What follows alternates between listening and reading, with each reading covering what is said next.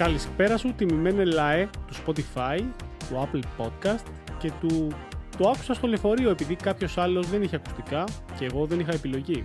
Καλώς ήλθες στο 1 στα 20, το μοναδικό podcast που κοιτάει την παγκόσμια οικονομία όπως κοιτάς το υπόλοιπο στον τραπεζικό σου λογαριασμό, με τρόμο, ηρωνία και λίγο γέλιο γιατί αλλιώς θα φρικάρεις. Εδώ δεν έχουμε λύσεις, έχουμε ατάκες που καίνε πιο πολύ για το πετρέλαιο θέρμανσης. Δεν δίνουμε επενδυτικές συμβουλές, δίνουμε ελπίδες και αυτές σε δόσεις. Όπως τα δάνεια που ακόμα πληρώνει ο θείος σου από το 2008. Κάτσε αναπαυτικά ή όσο αναπαυτικά γίνεται σε κάθισμα μέσων μαζικής μεταφοράς, εκείνο που έχει περισσότερο μέταλλο από συναίσθημα και ετοιμάσου να μάθεις γιατί η οικονομία είναι σαν πατάτες φούρνου σε ταβέρνα. Πάντα κοστίζουν περισσότερο από όσο θα έπρεπε και ποτέ δεν είναι όπως τις θυμάσαι από τη γιαγιά σου. Σήμερα το θέμα μας είναι τόσο καυτό που θα το φορολογούσε η Αμερική. Ναι, σωστά καταλάβατε. Μιλάμε για δασμούς.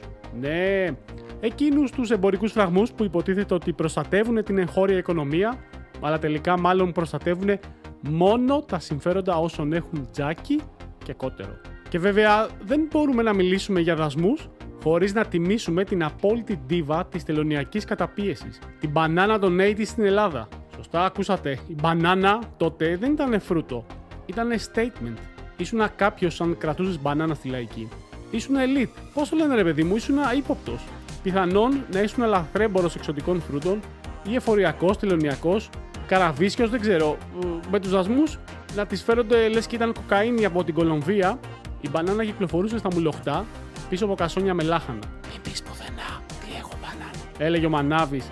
Λες και μόλις είχε κατεβάσει παράνομο εμπόρευμα από το καράβι στο πέραμα. Το κράτος φοβότανε πως η μπανάνα θα διαφθείρει τον Έλληνα παραγωγό, αλλά η μπανάνα είχε ήδη διαφθείρει το λαό. Παιδιά στο σχολείο έκρυβαν μπανάνες στα τάπερ, λες και ήταν χρυσές λίρες. Αν είχες μπανανά, ήσουν το απόλυτο snack influencer του 1982. Ένα εξωτικό δράμα, φίλες και φίλοι, που ξεφλούδιζες και δάκρυζες. Το 1981 η μπανάνα δεν ήταν φρούτο, ήταν dream. Και όχι American dream, ήταν banana dream. Και για να το ζήσεις έπρεπε να έχεις άκρες. Όχι βίσμα στη ΔΕΗ, μιλάμε για πραγματικές άκρες με τελωνία λιμάνια και θείους που ξέρανε κόσμο στην Fruit Ελλάς. Και σαν να μην έφτανε αυτό, υπήρχε και η θεωρία συνωμοσίας της μπανάνας εσωτερικού. Ναι, ελληνικές μπανάνες από την Κρήτη. Καλά τώρα. Τις έβλεπες και αναρωτιώσουν αν είναι φρούτο ή μικρό καμπυλωτό κολοκύθι με υπαρξιακή κρίση.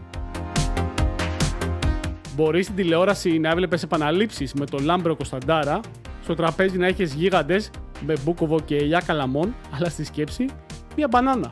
Ισπάνια, παράνομη ή απαγορευμένη. Έμπαινε σπίτι και άκουγες τη μάνα σου να λέει «Φάτην σιγά, να σε κρατήσει». Ήταν σαν να είχε σοκολάτα σε εποχή πολέμου. Και αν έφερνες μπανάνα στο στρατό, κέρδιζες άδεια. Από το φαντάρο μέχρι τον λοχαγό. Το Πασόκ είχε τον πράσινο ήλιο, αλλά η μπανάνα είχε κίτρινη λάμψη. Γιατί ξέρεις πώς πάει.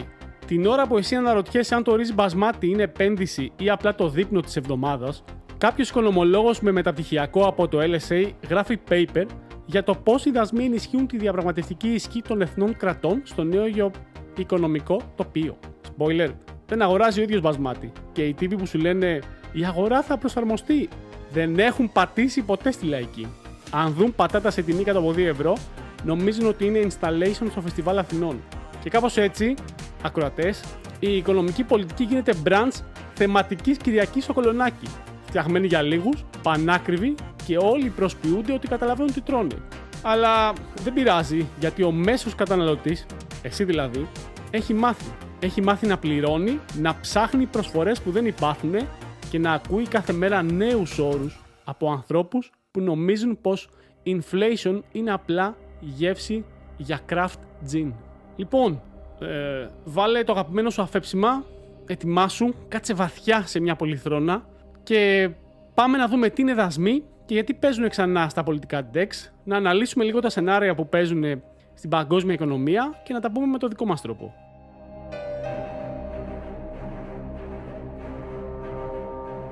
Λοιπόν, οι δασμοί είναι απλά φόροι σε εισαγόμενα προϊόντα. Φαντάσου να αγοράζεις μπανάνα από το εξωτερικό και να πληρώνεις για αυτήν σαν να σου τη βέρνει ο Ταρζάν. Και γιατί τους βάζει η Αμερική? Εδώ είναι το κόλπο.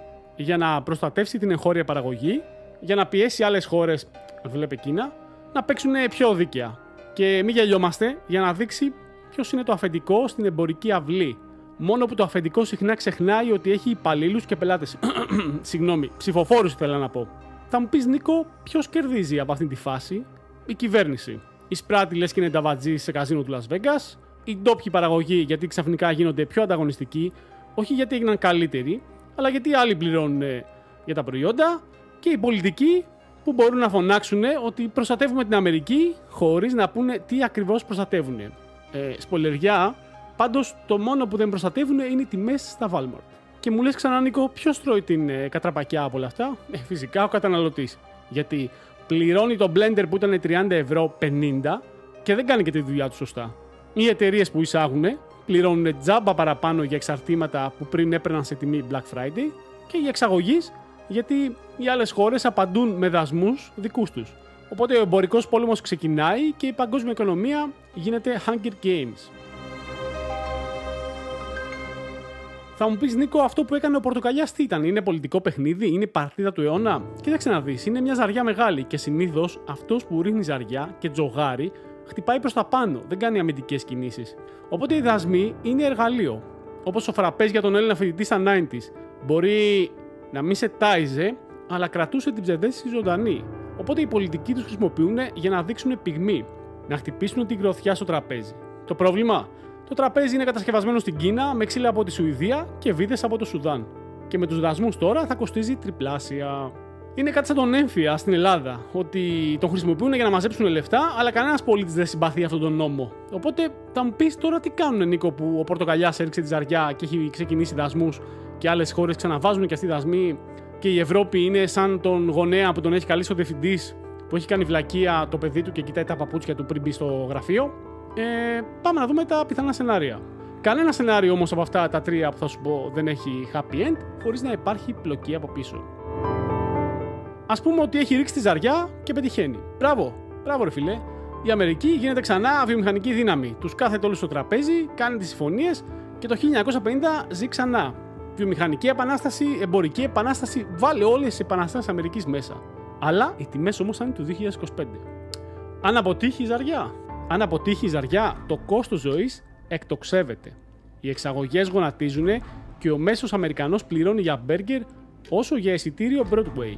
Απ' την άλλη, αν οι δασμοί κρατήσουν πολύ και αυτό το πάρε δώσε δίνει και παίρνει, οι εταιρείες παθαίνουν εθισμό στην δασμοπροστασία και ξεχνάνε πως είναι να καινοτομούν.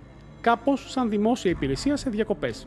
Νίκο, άστα σάπια και πάμε σε μια πιο σοβαρή ανάλυση. Ναι, να πάμε, παιδιά, έχουμε και τέτοια εδώ στο podcast. Δεν είμαστε μόνο γέλια. Οπότε ας σταματήσουμε το γέλιο για ένα λεπτό. Ναι, ένα μόνο, γιατί οι δασμοί δεν είναι απλά κάτι που φέρνει πολιτική έξαψη, φέρνει και οικονομικές συνέπειες. Βράχυπρόθεσμα, τι μπορούμε να δούμε? Μπορούμε να δούμε κέρδη για εγχώριες βιομηχανίες. Όταν οι εισαγωγές ακριβένουν, ο ντόπιος παραγωγός γίνεται οικονομικός ήρωας, όπως τα αυγά στο μπακάλικο του χωριού. Βλέπουμε άμεση αύξηση κρατικών εσόδων, περίπου σαν να σου βάζουν φόρο στα memes και σε κάθε αστείο που λες, και κάθε εισαγόμενο προϊόν πληρώνει εισιτήριο για να μπει στην αμερικανική σκηνή. Αλλά οι καταναλωτές πληρώνουν το λογαριασμό. Και ξέρεις τι σημαίνει αυτό, έτσι? Ο μικρός καθημερινός τύπος, εσύ, εγώ, η γιαγιά που ήθελε να πάρει κινητό με πλήκτρα, όλοι πληρώνουμε περισσότερο. Οι εξαγωγές μπαίνουν και αυτές στο ψυγείο. Οι χώρες απαντούν με αντίπεινα και ξαφνικά ο αγρότης στο Τέξας δεν πουλάει σόγια στην Κίνα, αλλά στον εαυτό του. Με λίγα λόγια, οι δασμοί μοιάζουν με δίαιτα που λες θα φάω λίγο παραπάνω τώρα και μετά θα ισορροπήσω. Αλλά ξυπνάς 2 κιλά βαρύτερος και με χρέη στη βίζα. Θα μου πεις, Νίκο, ποια είναι τα σενάρια από εδώ και πέρα? Εγώ θα στα πω για να μην λες ότι δεν στα είπα. Ας ξεκινήσουμε με το καλό σενάριο. Οι ΗΠΑ αναγκάζουν την Κίνα και την παρέα να κάτσουν στο τραπέζι και να συζητήσουν σαν πολιτισμένοι καπιταλιστές. Κερδισμένοι οι Αμερικανοί παραγωγοί, κερδισμένος και ο πρόεδρος που θα πουλήσει εθνική νίκη. Μετά έχουμε ένα πιο ουδέτερο σενάριο. Οι δασμοί μένουν, οι τιμές ανεβαίνουν, αλλά οι περισσότεροι απλά προσαρμόζονται. Κάπως σαν να έχεις εθιστεί στις τιμές του σούπερ μάρκετ και να λες εντάξει, ας φάμε λιγότερο, θα τη βγάλουμε αυτόν τον μήνα. Και το τρίτο σενάριο είναι το πιο σκοτεινό σενάριο, ότι ξεκινάει ο εμπορικός πόλεμος. Κανένας δεν τα βρίσκει με κανέναν, οι ταρίφες δίνουν και παίρνουν και οι τιμές ανεβαίνουν σε όλα. Οι εξαγωγές πέφτουν, οι βιομηχανίες πιέζονται και στο τέλος το μόνο που δεν έχει δασμό είναι η γκρίνια. Καλά αυτά, Νίκο, 3 πράγματα ευκολάκια. Πάμε να τα αναλύσουμε όμως και να τα εμβαθύνουμε έτσι λίγο, ένα-ένα το σενάριο. Οπότε ας ξεκινήσουμε με το καλό σενάριο ότι όλοι είναι στο τραπέζι, έρχονται και κανένας δεν φέρνει πυρηνικά.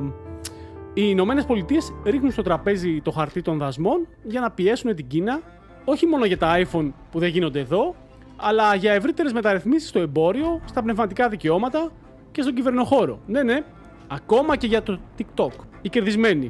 Οι Ηνωμένες Πολιτείες Αμερικής παίρνουν καλύτερους εμπορικούς όρους, η εγχώρια βιομηχανία ανεβάζει ρυθμούς και ο Πορτοκαλιάς γράφει με πώς το χ ότι mission accomplished και κάτι τέτοια βακουλά και πράγματα, ρε παιδί μου, με το μαλλί του το υπέροχο και όλα καλά. Σανό για το εσωτερικό. Στην Κίνα, ρε παιδί μου, αν συμβεί αυτό, δέχεται μερικούς συμβιβασμούς, εξασφαλίζει σταθερότητα και πρόσβαση στην τεράστια αγορά των ΗΠΑ. Οπότε για μένα για την Κίνα είναι καθαρά win-win, με λίγη υποχώρηση και λίγο πολύ PR στο εσωτερικό του, ώστε να μπορέσει να το αντιμετωπίσει κάπως διαφορετικά. Έχει τον τρόπο. Η Ευρώπη από την άλλη βρίσκει ευκαιρία να πουλήσει περισσότερα Made in Europe και να μπει δυναμικά στο παιχνίδι. Και επίσης να ξέρετε κάτι για την Ευρώπη είναι ότι δεν χρειάζεται να διαλέξει στρατόπεδο γιατί μπορεί να παίζει σε όλες τις μπάντες. Έχει αυτό το πράγμα η Ευρώπη. Τώρα πάμε στη Ρωσία. Αν η ΗΠΑ και η Κίνα τα βρούνε, η Ρωσία απομονώνεται ακόμα περισσότερο. Χάνει το ρόλο της ως φίνα ανάμεσα στους μεγάλους και μένει με την ενεργειακή εξάρτηση της Ασίας και την αγωνία του διεθνούς νομίσματος που δεν είναι το δολάριο. Σε γενικές γραμμές, παιδιά, όλοι τσιμπάνε κάτι με το καλό σενάριο και η παγκόσμια οικονομία αναστενάζει ανακουφισμένη. Για λίγο τουλάχιστον, έτσι, μέχρι να ξανέχουμε αναταράξεις. Πάμε τώρα να δούμε το ουδέτερο σενάριο που ο πλανήτης μπαίνει στο mode άστο μωρέ, θα φάμε φακές, προλαβαίνουμε. Τι να κάνουμε τώρα, δεν θα φάμε μπριζόλα. Οπότε τι έχουμε εδώ, οι δασμοί μένουν, δεν υπάρχει κάποια θεαματική συμφωνία, αλλά ούτε και κατάρρευση. Οι οικονομίες προσαρμόζονται, οι καταναλωτές απλά μαθαίνουν να πληρώνουν παραπάνω για τα ίδια, δηλαδή όπως ζούσαμε εμείς και ζούμε από το 2010. Οι κερδισμένοι, δεν νομίζω να τους λέμε κερδισμένους, αλλά ας δούμε λίγο έτσι ξεχωριστά. Οι Ηνωμένες Πολιτείες Αμερικής θα δουν την παραγωγή κάπως να τονώνεται, αλλά ο καταναλωτής την πληρώνει. Σαν να κλείνει ο φούρνος δίπλα σου και πρέπει να πας στο βουνό για ψωμί, δηλαδή να έχεις έξτρα εξοδάκια για απλά καθημερινά πράγματα. Η Κίνα συνεχίζει τις εξαγωγές με μικρότερες απώλειες, απλώς στέλνει λιγότερα στα States και περισσότερα στην Αφρική και τη Λατινική Αμερική και στα πρόξι τους, δηλαδή αυτό που λέμε σε φίλιες χώρες. Η Ευρωπαϊκή Ένωση κλασικά ανάμεσα στα δύο προσπαθεί να μείνει ουδέτερη ενώ κλείνει deals με όλους. Και εδώ έχουμε τη Ρωσία η οποία μπαίνει πιο δυναμικά γιατί αξιοποιεί το κενό της εμπιστοσύνης μεταξύ Δύσης και Ανατολής, πλασάρεται ως εναλλακτικός εταίρος για Κίνα και για Ινδία. Μπορεί το εμπόριο σε ρούβια να μην είναι sexy, αλλά είναι χρήσιμο όταν ο Πορτοκαλιάς με το δολάριο σου κλείνει την πόρτα. Η γενική ιδέα στο ουδέτερο σενάριο, παιδιά, δεν αλλάζουν πολλά, αλλά όλοι παίρνουν μια βαθιά ανάσα και συνεχίζουν να παίζουν το ίδιο τραγούδι, απλά με άλλη μελωδία. Και πάμε να δούμε τώρα και το τρίτο σενάριο που είναι το πιο σκοτεινό, που έχουμε εμπορικό πόλεμο. Οπότε οι δασμοί αυξάνονται, ο ένας ρίχνει τα ρήφα στον άλλον, η Κίνα και η ΗΠΑ δεν τα βρίσκουν, η μία βάζει δασμούς στον άλλον και όλοι μπαίνουν στο φαύλο κύκλο του εγώ πρώτος θα σε ρίξω τα ρήφα για να μην μιλάς. Κερδισμένοι, εντάξει λέμε τώρα κερδισμένοι γιατί σε αυτό το σενάριο, παιδιά, δεν υπάρχει κερδισμένος. Ας πούμε ότι οι ΗΠΑ στην αρχή φαίνονται δυνατοί, αλλά οι τιμές εκτοξεύονται, οι εξαγωγές πνίγονται, η οικονομία τρώει σφαλιάρα, το σύνθημα γίνεται Buy American, αλλά χωρίς να λένε ότι πλέον η τιμή είναι επί δύο. Η Κίνα αντιπιτίθεται με δικούς της δασμούς και εστιάζει σε περιφερειακές συμμαχίες όπως BRICS, ρίχνει δισεκατομμύρια στην Αφρική και στην Νοτιοανατολική Ασία και περιμένει το χρόνο να γύρει την πλάστιγα στο μέρος της. Η Ευρωπαϊκή Ένωση διχάζεται, κοιτάει τα παπούτσια της για ακόμη μια φορά, άλλες χώρες στηρίζουν τις ΗΠΑ, άλλες βλέπουν συμφέρον στην Κίνα, ο Μακρόν πετάγεται και λέει να κάνουμε δική μας πολιτική. Και έρχονται οι Γερμανοί με τα spreadsheet και το Excel και λένε φίλε, δεν βγαίνουν τα data, κανονίστε να κάνουμε κάτι να σωθούμε. Δηλαδή η Ευρώπη είναι πιο ζορισμένη στην περίπτωσή μας τώρα. Η Ρωσία κάθε φορά που το εμπόριο ΗΠΑ Κίνας διαλύεται, η Μόσχα βάζει βότκα και πατάει play στη λίστα Now that's what I call global opportunity. Και ξαφνικά πουλάει πετρέλαιο, σιτηρά, φιλίες και οτιδήποτε άλλο παντού. Και με ευκολίες, έτσι. Γενική ιδέα. Ένας νέος ψυχρός οικονομικός πόλεμος ξεκινάει. Οι συμμαχίες αλλάζουν, το δολάριο πιέζεται και οι φτωχότερες χώρες πληρώνουν την ύφη με υψηλό κόστος εισαγωγών και χαμηλές εξαγωγές. Πάμε να δούμε και αυτό που λέω εγώ τώρα, το bonus act, δηλαδή το νομισματικό πόλεμο. Όταν όλα έχουν αποτύχει, όταν οι δασμοί δεν βγάζουν νόημα κτλ. Κάποιοι θα πιέσουν τον πραγματικό παίχτη του συστήματος που είναι το νόμισμα. Όμως, όπως ξέρουμε, παιδιά, το δολάριο έχει βαθιές ρίζες. Είναι στα αποθεματικά των τραπεζών, είναι στα ομόλογα, στις διεθνείς συμβάσεις. Άρα, ακόμη και αν ξεκινήσει ο νομισματικός πόλεμος, είναι σαν να θες να ρίξεις τον Batman με νεροπίσταλο. Δύσκολο, αλλά αν συντονιστούν πολλοί Joker, ποτέ δεν ξέρεις. Όταν λοιπόν έχεις παίξει όλα σου τα χαρτιά και δεν σου μένουν άλλοι δασμοί, να βάλεις, κοιτάς το επόμενο μεγάλο κουμπί που λέγεται νόμισμα. Ξαφνικά η παγκόσμια σκηνή μοιάζει με σχολικό προαύλιο. Η Κίνα, η BRICS και η Ρωσία φοράνε τις οικονομικές μπαντάνες και φωνάζουν ότι αρκετά παιδιά με το δολάριο, ας αλλάξουμε κανένα νόμισμα. Προτείνουν να πληρώνουμε με yuan, ρούβια, ρουπίες και ό,τι θέλεις, ανταλλακτικά ψυγείων, πλυντήρια και name it, οτιδήποτε ρε παιδιά, εκτός από το πράσινο χαρτί με το κεφάλι του George Washington. Οπότε, αν πετύχει αυτό το σχέδιο, η μεγάλη πίεση για να φύγει το δολάριο, οι ΗΠΑ χάνουν το απόλυτο cheat code της παγκόσμιας οικονομίας, την ικανότητα δηλαδή να τυπώνουν λεφτά όπως οι άλλοι τυπώνουν φυλάδια για πίτσες. Οπότε ξαφνικά η αμερικανική Fed δεν είναι το boss του παιχνιδιού, αλλά είναι ένας άλλος παίκτης ο οποίος δεν παίζει όπως έπαιζε παλιά και αρχίζουν τα ζόρια. Τώρα, αν όλοι αυτοί που λέμε που έχουν συντονιστεί για να ρίξουν το δολάριο αποτύχουν, πολύ απλά τι θα γίνει, το δολάριο θα κάθεται ήσυχα στο θρόνο του. Λέει φίλε, εμένα δεν με κουνάει κανείς. Και εσείς που έχετε τα BRICS Mix, Chick Pix, πείτε το όπως θέλετε, θα κάνετε παρουσιάσεις PowerPoint με τίτλους το One είναι το νέο χρυσό, ρούβλι, όχι και τόσο κακό όσο νομίζεις κτλ. Δηλαδή δεν θα κουνηθεί τίποτα, οι επενδυτές θα βαριούνται, οι traders θα πίνουν καφεδάκια και το παγκόσμιο σύστημα θα συνεχίσει με τον παλιό καλό ρυθμό. Οπότε παιδιά, τώρα στην όλη κατάσταση ας τα δούμε λίγο τα πράγματα λίγο με τα τρία σενάρια πάλι ευίωνα για το νόμισμα πάλι. Το καλό σενάριο μοιάζει με οικονομικό Eurovision, ότι όλα τα νομίσματα παίζουν μπάλα, κανείς δεν τσακώνεται και το κοινό χρησιμοποιεί τα πάντα. Δολάριο, ευρώ, one, ακόμη και το ρούβλι, όλα παίζουν στην ίδια πίστα. Μπορεί να πληρώσει το πετρέλαιο σου one, την πριζόλα σου σε ευρώ και το TikTok Pro σε Dogecoin. Υπάρχει μια πανδεσία με τα νομίσματα. Το ουδέτερο σενάριο είναι σαν το group project στο πανεπιστήμιο. Όλοι λένε ότι θα κάνουμε κάτι διαφορετικό, αλλά στο τέλος το PDF το γράφει μόνο ένας. Και αυτός λέγεται δολάριο. Οι υπόλοιποι παριστάνουν ότι συνεισφέρανε στο θέμα, αλλά κυρίως έφεραν καφέδες για το meeting και κανένα πιτόγυρο το πολύ. Και πάμε και στο σκοτεινό σενάριο. Το σκοτεινό σενάριο είναι αυτό που λέγαμε για το Game of Thrones, είναι δηλαδή γεμάτο με ιντριγκά, ότι το δολάριο δέχεται επίθεση από παντού, είναι σαν να παίζει μονό με 5 αντιπάλους και να το έχουν πάρει και το σορτσάκι. Οπότε οι ΗΠΑ που τόσα χρόνια ήταν το αφεντικό του Διεθνούς Ταμείου, ξαφνικά νιώθουν σαν μαθητής που το έχουν πάρει την κασετίνα. Και το In God We Trust στο χαρτονόμισμα αποκτά νέο νόημα, γιατί μόνο ο Θεός ξέρει τι έρχεται και τι θα γίνει. Οπότε τα BRICS ή BRICS, όπως θέλετε πείτε το, δηλαδή Κίνα, Ρωσία, Βραζιλία, Ινδία και η Νότια Αφρική, βαριούνται να πληρώνουν τα πάντα σε δολάρια και αποφασίζουν να φτιάξουν νομισματικό κλαμπ. Όχι σαν αυτά τα σικάτα με dress code και σαμπάνιες, περισσότερο σαν ένα φοιτητικό σύλλογο είναι που όλοι μιλάνε ταυτόχρονα, κανείς δεν πληρώνει το ρεύμα, αλλά όλοι συμφωνούν ότι το δολάριο φταίει για όλα. Φτιάχνουν και το δικό τους app, ας το πούμε BRICS Pay, και σου λένε να πληρώνεις τον καφέ σε ινδικές ρουπίες, την βενζίνη σε one και το Netflix λογαριασμό σε βραζιλιάνικα reals. Και ξαφνικά η παγκόσμια οικονομία είναι σαν φραπές χωρίς καλαμάκι. Όλα μέσα, αλλά πώς θα το πιείς αυτό το πράγμα. Αρχίζει και γίνεται έτσι λίγο ψηλοδύσκολη κατάσταση. Ο κόσμος αρχίζει να πανικοβάλλεται φυσικά. Οι μαμάδες ξεθάβουν χρυσές λίρες που είχαν ράψει στα στρώματα. Οι παππούδες αναρωτιούνται αν ο κουμπαράς εκείνος του ταμιευτηρίου, ο πράσινος με το μεταλλικό χερουλάκι που έχει μέσα δραχμές, πιάνει κάτι ακόμη γιατί είχαν ξεχάσει το κλειδί κάπου αλλού. Στο Twitter anεβαίνει hashtag BrickBackBarter και όλο και χειρότερα τα πράγματα. Δηλαδή, ο κόσμος δεν ξέρει σε τι θέλει να πληρωθεί, υπάρχει μια βεβαιότητα με τα νομίσματα. Μπορεί να πεταχτεί και ένας να πει ότι ας πληρωνόμαστε στις πανακόπιτες γιατί είναι τοπικό και είναι φρέσκο, έχει μέσα και φέτα και είναι πιο σταθερό από το bitcoin. Και κάπως έτσι ο κόσμος θα χωρίσει σε δύο στρατόπεδα. Σε αυτούς που κάνουν συναλλαγές με e-wallets και QR codes και σε εκείνους που θέλουν να βρουν κάτι διαφορετικό για να μετρήσουν την αξία της ζωής είτε σε σφολιάτα είτε σε σουσάμι.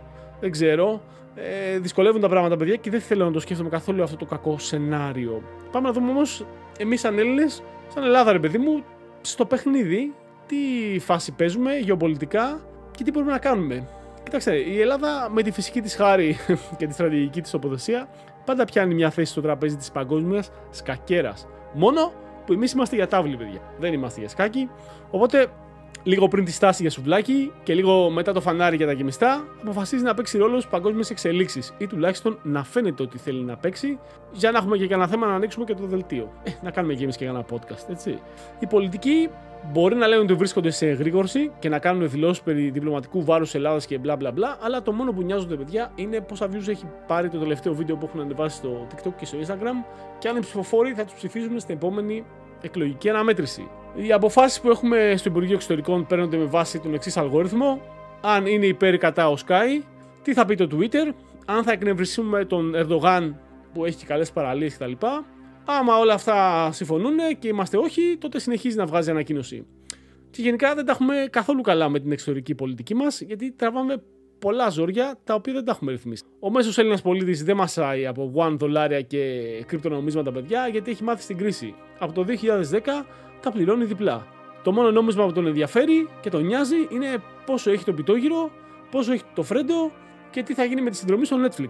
Και όσο η Αμερική χτίζει στρατηγικές, η Κίνα αγοράζει μισή Αφρική και η Ρωσία παίζει μπλόφα με το φυσικό αέριο, εμείς εδώ κάνουμε debate για το αν θα πρέπει να αλλάξει λογότυπο το ΕΦΚΑ και αν είναι όλα κρούσματα.